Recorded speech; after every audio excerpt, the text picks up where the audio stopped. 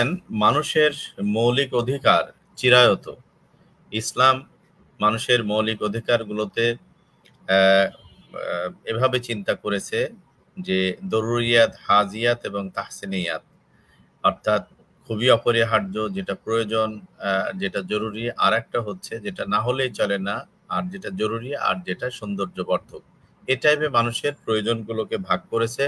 পাশাপাশি মানুষের যে মৌলিক চাহিদা বলতে আমরা বুঝি যে শিক্ষা, চিকিৎসা, খাদ্য, বস্ত্র, বাসস্থান, এই যে দিকগুলো, এই সব দিকগুলোই নিশ্চিত করবে আজকের আধুনিক যে রাষ্ট্র ব্যবস্থা, সেই রাষ্ট্র ব্যবস্থা, রাষ্ট্র গঠনের মধ্যে মানুষের, সেই দেশের নাগরিকের মৌলিক চাহিদা মেটাবার জন্য অ্যাসিউরেন্স বা নিশ্চয়তা দিতে হয় আজকের আধুনিক মানবিক রাষ্ট্রের জন্য। যেমন ধরুন, বাংলাদেশ আমাদের প্রিয় রাষ্ট্রের আমাদের একটা সংবিধান আছে, সব দেশেই একটি সংবিধান আছে। বাংলাদেশের সংবিধানের আপনি জানেন যে ২৭ থেকে ৪৪ অনুচ্ছেদের মধ্যে ১৮টা মৌলিক অধিকারের কথা লেখা আছে, এবং এই অধিকারগুলো আজকের আধুনিক এবং মানবিক বৈশ্বিক যে রাষ্ট্র ধারা বা রাষ্ট্র ব্যবস্থার যে বৈশিষ্ট্য আছে তার সেগুলোকে সামনে রেখে এই ১৮টা মৌলিক অধিকারকে নিশ্চিত করতে বলা হয়েছে রাষ্ট্রের দায়িত্বশীল যারা কর্ণধারা যা তাদেরকে, এবং এগুলোকে রাষ্ট্রের নাগরিকদের অধিকার বলা হয়েছে। অধিকার বলা হয়েছে, এই অধিকারের কোনো একটা ক্ষুণ্ণ হলে রাষ্ট্র তাকে সাপোর্ট দেবে, প্রোটেকশন দেবে অধিকার সংরক্ষণের জন্য। তো আজকে একবিংশ শতাব্দীর রাষ্ট্রটা কেমন হবে, প্রশ্নটা যদি আপনার এটা হয়ে থাকে, তাহলে একবিংশ শতাব্দীর রাষ্ট্রটাকে প্রথমত আমার দেশকেই আমি সামনে নিয়ে বলি, তাহলে আমাদের দেশটার যে এখানকার জনগণ, সেই জনগণের মৌলিক অধিকার নিশ্চিত করার মতো আইন ও সংবিধান, বিচার এবং অন্যান্য ব্যবস্থাটি সেখানে থাকতে হবে। একই সাথে আজকের এই সমকালীন বিশ্বে বিজ্ঞানের জয় জয়কারের যুগে আমাদের যে জিনিসগুলো খুব বেশি করে দরকার, সেটা হলো শিক্ষা, নাগরিকদের শিক্ষিত করে তোলা, তাদের দক্ষতা দেওয়া, এবং আজকের প্রযুক্তির যুগে শিক্ষা, জ্ঞান, মানুষের যেটাই আছে, দক্ষতা যেটাই আছে, সেটি প্রযুক্তির মাধ্যম দিয়ে মানুষ তার ব্যবহার উপযোগী করছে।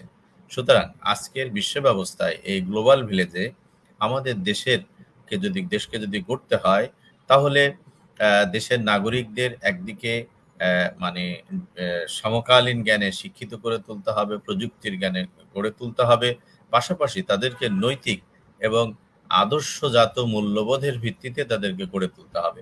একটা জাতি বা সমাজের মানুষের যদি মানে আদর্শ, সুনির্দিষ্ট কোনো আদর্শ না থাকে, আদর্শিক সমাজ বা রাষ্ট্র ছাড়া একটা আদর্শ রাষ্ট্র মানে আদর্শবিহীন কোনো সমাজ বা রাষ্ট্র, সেখানে কোনো মানবিকতা, সেখানে কোনো শৃঙ্খলা, সেখানে কোনো কল্যাণময় কিছু আসলে দিতে পারে না।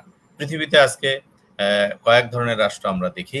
একটি হচ্ছে ভোগবাদী রাষ্ট্র ব্যবস্থা এখন আমাদের কাছে আছে, সেখানে মানুষ নিজের বাইরে অন্যকে ভাবতে পারে না। কিন্তু আদর্শিক রাষ্ট্র ব্যবস্থায় সেই আদর্শ তার অনুসারীদেরকে কিছু দায়বদ্ধ করেছে। আমরা মুসলিম হিসাবে আমাদেরকে ইসলাম মানে সব সময়ের জন্য অহর্নিশি দায়বদ্ধ করেছে নিজের প্রতি, নিজের প্রতিবেশীর প্রতি। যেমন রাসূলুল্লাহ সাল্লাল্লাহু আলাইহি সাল্লাম আমাদেরকে প্রতিবেশী ৩টি প্রকারের কথা বলেছেন। এক প্রকার প্রতিবেশীর সাথে ৩টা রিলেশন আছে, যারা আমাদের প্রতিবেশী, যারা আমাদের রক্তের সম্পর্ক, যারা আমাদের দ্বীনের সম্পর্ক। আরেক শ্রেণীর সাথে রক্তের নেই, কিন্তু দ্বীন এবং প্রতিবেশীর সম্পর্ক আছে। আরেক শ্রেণীর প্রতিবেশী আছে যাদের সাথে রক্তেরও নেই, দ্বীনেরও নেই, কিন্তু তারা আমার প্রতিবেশী।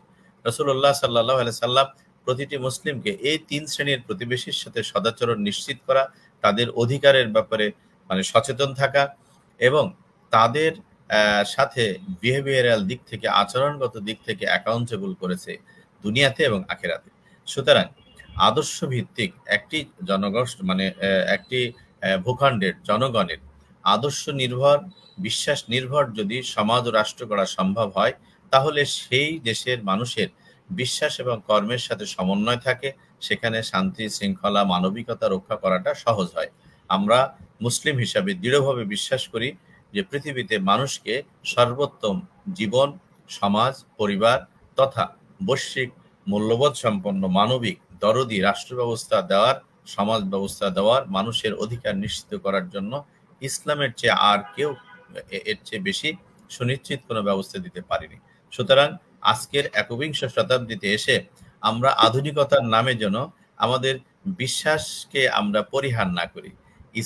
ইসলাম হচ্ছে চির আধুনিক একটি জীবন ব্যবস্থার নাম।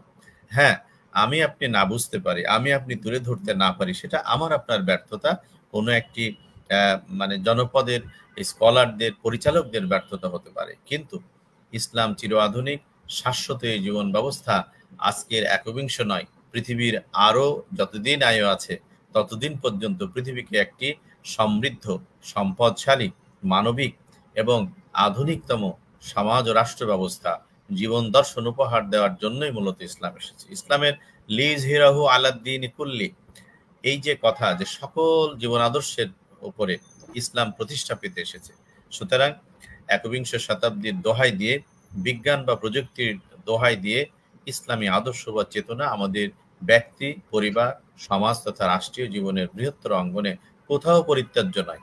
সেজন্য আমি বলবো যে একবিংশ শতাব্দীর উপযোগী করে একটি দেশকে তথা আমাদের প্রিয় দেশকে যদি আমরা গড়তে চাই, তাহলে অবশ্যই পৃথিবীর অন্যান্য রাষ্ট্রের সাথে যেমন প্রতিবেশী সুলভ সম্পর্ক থাকবে, পাশাপাশি রাষ্ট্র অভ্যন্তরে আমরা দেশের মধ্যে যত মত পথের মানুষ আছি, বিশ্বাসের মানুষ আছি, প্রত্যেকের মধ্যে একটি সম্প্রীতি, ভালোবাসা নিয়ে আমরা যেন বসবাস করতে পারি। যদি তেমন একটি সমাজ হিসেবে আমার দেশকে গড়তে পারি, তেমন সম্প্রীতি বোধ যদি আমরা ধরে রাখতে পারি, আলহামদুলিল্লাহ আমাদের এই দেশ প্রীতিপূর্ণ দেশ, প্রীতিময় একটি দেশ। আমাদের সমাজ ব্যবস্থা যেটার আমরা উত্তরাধিকার, সেখানে আমরা আবহমান কাল থেকেই পাশাপাশি বসবাস করে আসছি, বিভিন্ন ধর্মের মানুষ, বিভিন্ন মতের মানুষ।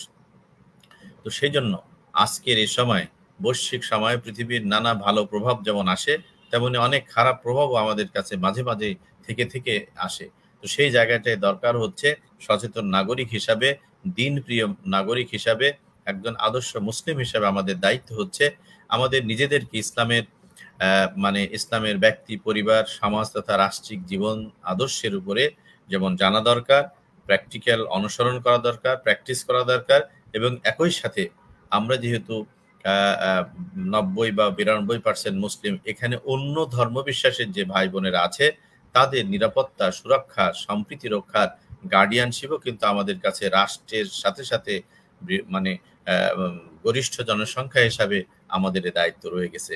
আমরা যদি সেগুলো করতে পারি, অর্থাৎ আমাদের এই প্রিয় দেশের মানুষের মানবিক মর্যাদাকে সংরক্ষণ করতে পারি, আর এই দেশটির আল্লাহ তাআলা অত্যন্ত উর্বর জমি দিয়েছে, এগুলোকে যদি উৎপাদনের জন্য আমরা সক্রিয় হতে পারি, পরিশ্রম দিতে পারি, দুর্নীতিমুক্ত হতে পারি, আমরা যদি কর্মপ্রিয় হতে পারি, তারপরে দেশের যে শৃঙ্খলা, আইন, বিধান আছে সেগুলোকে যদি আমরা যথাযথভাবে মেনে চলতে পারি, তাহলে আশা করা যায় আজকের পৃথিবী নয়, পৃথিবী যতই আধুনিক হোক না কেন, সেই সময়ের জন্য আমরা একটা কাঙ্ক্ষিত সমাজ, দেশ বা জাতি হিসাবে নিজেদেরকে প্রতিষ্ঠা করতে পারবো বলে আমি দৃঢ়ভাবে বিশ্বাস করি।